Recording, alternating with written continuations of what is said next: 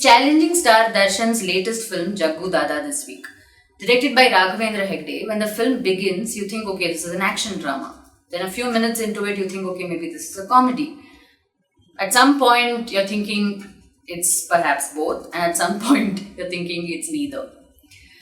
There are series of action sequences that seem rather pointless and a mere excuse to show off his tiger tattoo. There are a series of comic sequences which don't really evoke laughter, and one is wondering why they're even there in the first place.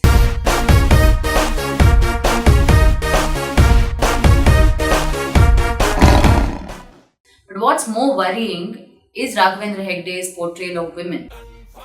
By introducing a series of sequences which showcase women rather in a demeaning fashion, he tries to pass off misogyny as comedy. There is a vague semblance of a plot somewhere. Shankar Dada, played by Ravi Shankar, is an erstwhile don in Bangalore.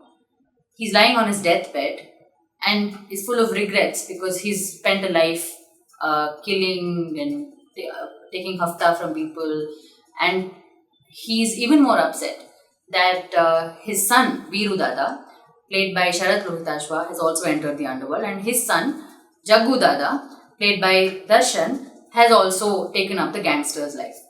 So on his deathbed, he calls his grandson Jaggu and says that he must give up his rowdy ways. And he also makes him promise that he will marry a cultured girl who will reform him. So once Shankar Dada passes away, it's now up to Jaggu to find this cultured bride so that he's reformed of his evil ways. Shankar Dada's ghost appears and plagues Jaggu to remind him of this promise. So he sets out looking for the bride, rather shopping for his cultured bride. No one in Bangalore is willing to give him their daughter in marriage. So he disguises himself as Jayadev, as a businessman from Dubai, and goes to Bombay. His friend there introduces him to Gauri, played by Diksha Seth, who's a matchmaker, and who takes on the responsibility of finding this cultured bride. Now Jaggu falls in love with Gauri. Up until this point, you're thinking, okay, there is a sort of a linear plot, even though it's as ludicrous as it is because here's a protagonist shopping for a cultured bride. But now suddenly Hegde starts to introduce a series of subplots to accommodate characters like Anant Nag, Achyut Kumar, Loki, and you're wondering why there was even a need for these subplots. The film gets rather complicated. It goes back and forth. It tries to accommodate a series of gangster subplots. And at the end of it, you know that Jaggu will emerge victorious, but it takes a rather long time for that to happen. What's more problematic is the director's definition of what culture is. He tries to show you uncultured first. He introduces a character like Champa, for instance. And all we know about her is that she's a girl who's danced in all bars in Bangalore. There's another character who tries to seduce Jayadev, and the camera plays its part by objectifying her body. And that's all we really know about her. In contrast, obviously, Gauri is someone who's clad in a salwar kameez all the time, respects her elders and family, and takes care of all of them. So she is therefore the cultured version that needs to be upheld.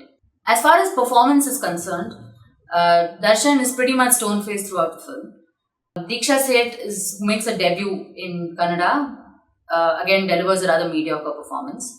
Actors like Anant Nag and Achyut Kumar have not really a role that they can even play in the film. And more or less what you find are mere caricatures, like the cultured and uncultured caricature. You also have the good and the bad, the excessively hyper and the rather mellow. So what you do get are these cartoon-like characters rather than deeply etched portrayals.